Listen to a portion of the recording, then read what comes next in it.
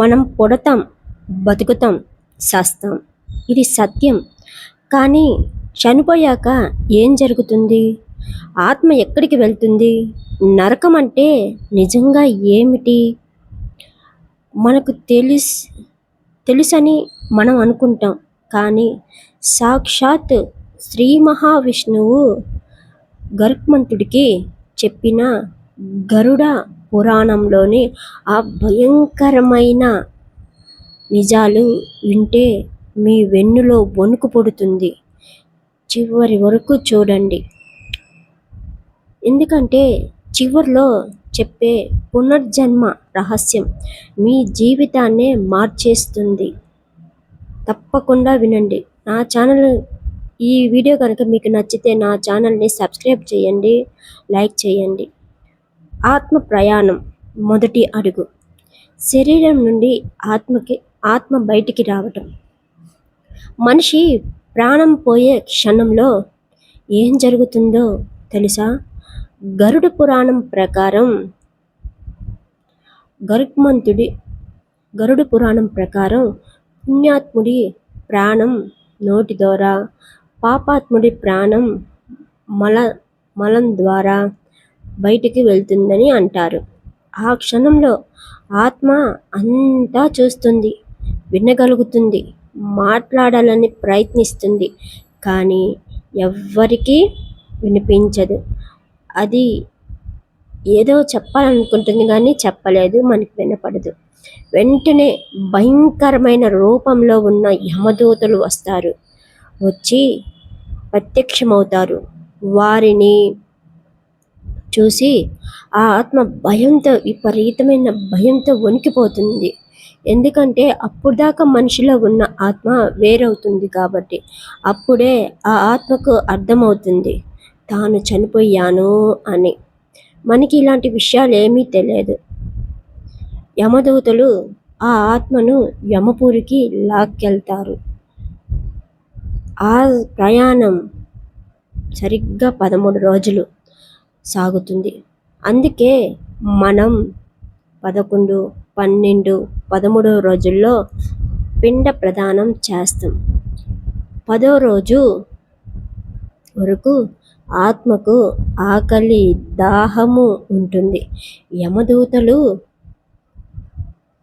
దానికి తాత్కాలికంగా అంగుష్ట మాత్రపు శరీరాన్ని ఇచ్చి నడిపిస్తారు. వైతరణి నది ఇది అత్యంత భయంకరమైన నది అని అంటారు. అత్యంత భయంకరమైన నిజం కూడా వైతరణి నది అంటే. రక్తము, చీము, జంతువులతో ఉన్న నది. ఇక అసలు నరకం ఇక్కడే మొదలవుతుంది.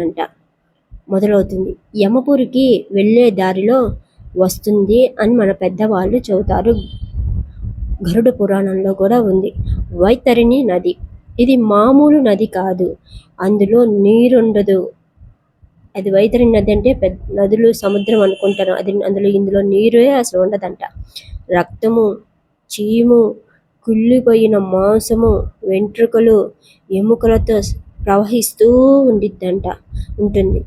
ఆ నదిలో భయంకరమైన మొసళ్ళు ఉంటాయంట. విషపు పురుగులు, గద్దలు, భయంకరమైన జంతువులు ఉంటాయంట. పాపం చేసిన ఆత్మలను అవి పీక్కు తింటూ ఉంటాయంట. ఇంత భయంకరంగా ఉంటుంది. మనం బతికినప్పుడు ఒక్కళ్ళకు కూడా దానం చెయ్యం, పీనాసిగా బతుకుతాం. ఇప్పుడైనా ఇక్కడి నుంచైనా దానం చెయ్యండి. ఆ నదిని దాటడం అసాధ్యమంట. కానీ ఒకే ఒక్క దారి ఉంది. బతికి ఉండగా ఎవరైతే గోదానం చేస్తారో, అన్నదానం చేస్తారో, నిజాయితీగా బతుకుతారో వారికి ఆ వైతరణి నది ఆవు తోకను పట్టుకొని దాటినంత సులభంగా మారిపోతుందంట. స్వయంగా శ్రీ మహావిష్ణువు చెప్పాడు. మనం చేసే చిన్న దానం కూడా మనం చనిపోయిన తర్వాత ఇలాంటివన్నీ దాటడానికి సులువుగా ఉంటుందంట. అక్కడ మనల్ని ఎలా కాపాడుతుందో ఆలోచించండి. చిన్న చిన్న దానాలు మనల్ని అక్కడ పై లోకంలో కాపాడుతుందంట. పునర్జన్మ మనం మర్చిపోయే ప్రయాణం. తల్లి గర్భంలో శిశువు దైవం ముందు మొక్కుతాడంట. కానీ అది మనకు తెలియదు కదా. మరి శిక్షల తర్వాత ఏం జరుగుతుంది? ఆత్మకు మళ్ళీ జన్మ ఎలా వస్తుంది అనేదే చాలామందికి సందేహం. గరుడ పురాణం ఏం చెబుతుంది అంటే, కర్మను బట్టి ఆత్మ మళ్ళీ మనిషిగా, జంతువుగా, పక్షిగా పుడుతుంది.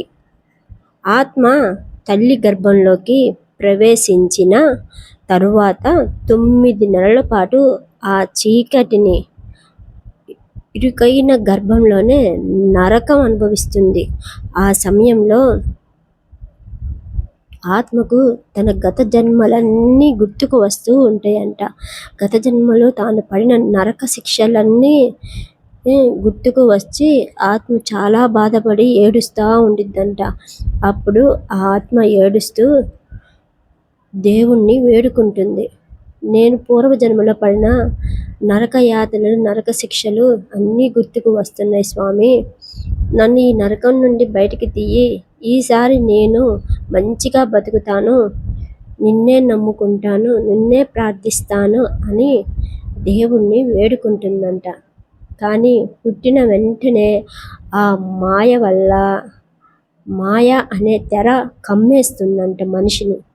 అంతా మర్చిపోయి మళ్ళీ యథాతథ అన్నట్టుగా అదే పాపాలు, అదే తప్పులు చేస్తారంట. చేస్తూ బతుకుతుంది. ఇదే మానవ జీవితపు విషాదం. చూసారా ఫ్రెండ్స్, గరుడ పురాణం మనల్ని భయపెట్టడానికి కాదు, మన బతుకు సరి చేసుకోవడానికి, బతికి ఉన్నప్పుడే మంచి దారిలో నడువు అని చెప్పడానికి, నడవమని హెచ్చరించడానికి. మనం చిన్న చిన్న దానాలు చేయటం మర్చిపోవద్దు. మనం చేసే ప్రతి మంచి పనికి, ప్రతి చెడు పనికి లెక్క ఉంటుంది. మనం అంత ఈజీగా తీసుకుంటాం. ఈ వీడియోలో చెప్పిన వాటిల్లో మీకు తెలియని విషయం ఏంటో నాకు కామెంట్లో చెప్పండి. ఈ వీడియో కనుక మీకు నచ్చితే ప్లీజ్ నా ఛానల్ని సబ్స్క్రైబ్ చేయండి. మీరు సబ్స్క్రైబ్ చేసుకోవటం వల్ల నా ఛానల్ కొంచెం ముందుకెళ్తుంది, నాకు కొంచెం మోటివేషన్గా ఉంటుంది. Please subscribe my channel. మీకు నచ్చితే లైక్ చేసి ఇలాంటి మరిన్ని ఆధ్యాత్మిక రహస్యాలు మన ఛానల్ కోసం సబ్స్క్రైబ్ చేసుకోండి. జై శ్రీ మహావిష్ణువే నమః. ఓం శ్రీ మహావిష్ణువే నమః. ఓం శ్రీ మహావిష్ణువే నమః.